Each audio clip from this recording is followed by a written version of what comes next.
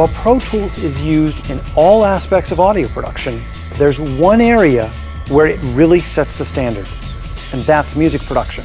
Why? Because there are many features of Pro Tools in terms of editing, mixing, and creating for music that are unique. And that's why Pro Tools has been used on more Grammy-winning albums and songs than all other workstations combined. In fact, Digidesign was awarded a technical Grammy in 2001, to quote the Recording Academy, for breaking the boundaries of digital recording and revolutionizing the way music is produced. Using Pro Tools for music production gives you the flexibility of working at a number of different sample rates, from 44.1, 48, to 96, and all the way up to 192. Plus, the ability to deliver your mixes in formats like AC3 and DTS. We'll discuss Pro Tools mixing capabilities, what I like to call working in an integrated mixing environment, where all the tools you need for mixing are right there in front of you, and your only limitation is simply your imagination. Pro Tools, a digital audio workstation is definitely here to stay, and probably the system of tomorrow. I think analog recording, to a certain extent, is over. The power in Pro Tools just beats everything. I don't even know how to say it other than that I just can't see how making records any other way. I've made at least 30 plus records solely on Pro Tools and have been happy with every one of them.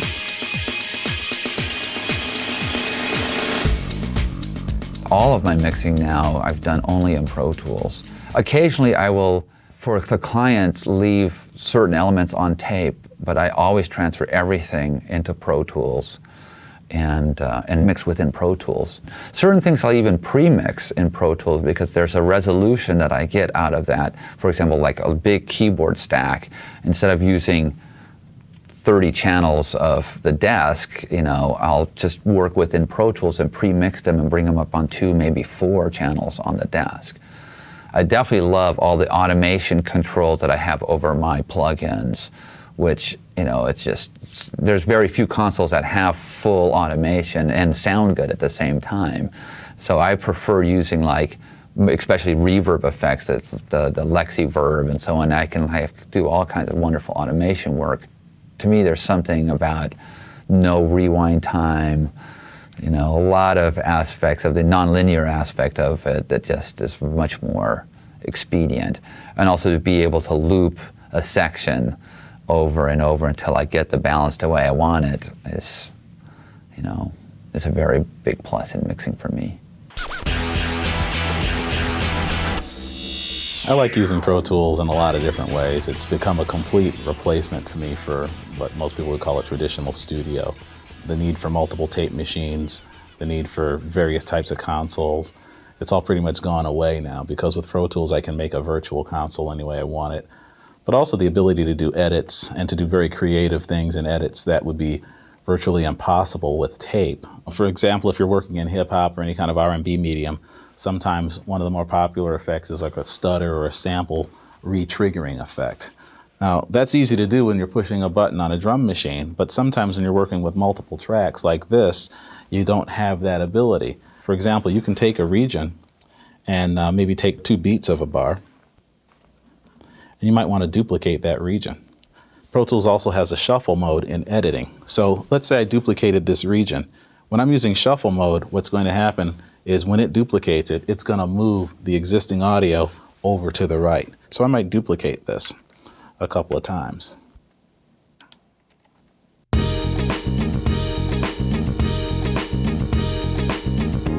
Now what I've done is I've made a new intro for the song that wasn't there previously.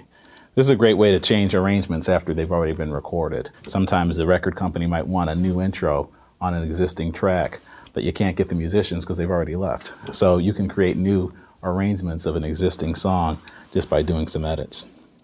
Another thing that's always been very handy is the ability to take sounds and do effects to them. For instance, you might like the effect of this crash cymbal. In fact, you might want the crash cymbal to lead the song. maybe what we should try doing is reversing it.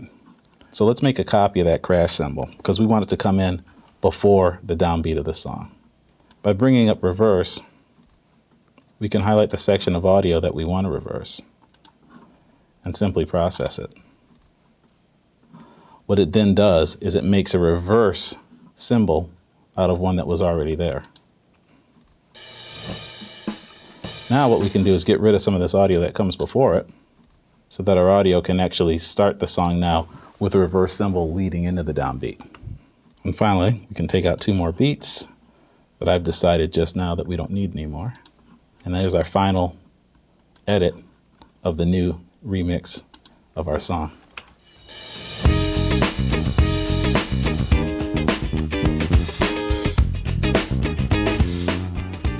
The best part about all of this is I haven't had to edit any tape. My original performance is still on the hard drive.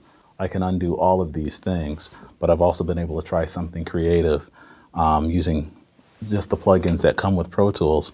And in fact, I haven't used any TDM plugins yet. Everything I've done so far has been strictly with Audio Suite. Audio Suite's a great way to get a lot more productivity out of your system and save the TDM functions and the TDM power for other things such as reverbs or things you might want to manipulate in real time. Audio Suite's a great time saver, and everyone should use it on their systems. You'll be surprised how many uses you'll find for it. Some of these tracks on this session have been deactivated. They've been made inactive. And that can be a very handy thing sometimes. The nice thing about this feature is it can preserve the plugin information without actually invoking instances of those plugins. That way, if someone sends a session to you and you need to do some work on it, you might want to deactivate some of those tracks. You might want to make them inactive because you might not have any plans on working with the tracks, but you don't want to lose the fact that the tracks were there, and you don't want to lose any of the plugin information that was associated with those tracks. By deactivating them, you save the information so that later on they can be reactivated with all the plugin information intact. One of the things that for me has turned out to be a strength of working in Pro Tools is the choices that I have for saturation. Let me give you a good example of how I use different plugins to give me this analog sound, the saturation, because there's a lot of different kinds. What we have is a kick and a snare drum. I've got 4 plugins on the kick drum. I have Dewey's DAD valve, and in this order as well, a Renaissance compressor, Renaissance EQ, and lastly, I'm going to analog tape with the McDSP analog tape emulation, AC2. Then on the snare drum, I'm also going through Dewey's DAD valve, which is their tube saturation emulator. Again, on the same compressor, and then Bomb Factory's Pultec for my EQ on the snare. And lastly, I'm going to tape, but this is Dewey's tape, the DAD tape, which has a different sound, and that's the reason why I like using each of these. Anyway, here are our kick and our snare with no processing whatsoever.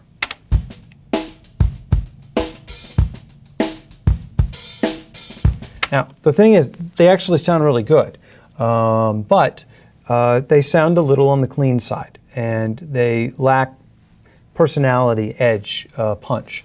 The most dramatic comparison is none of the plugins on the snare drum,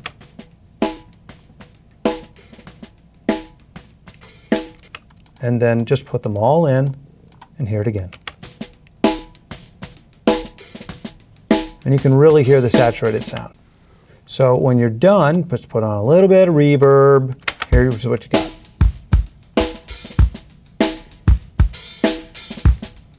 So it's a lot warmer, it's a lot punchier. There's so many options for tube saturation here or tube saturation over here, or the 2 different tape saturations, compression, the different EQ options. It's really, the number of choices for me is great and it's powerful, and I can always find that different timbre that I'm looking for. That's why I love using plugins.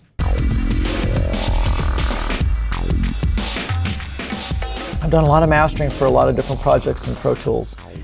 It is a great tool.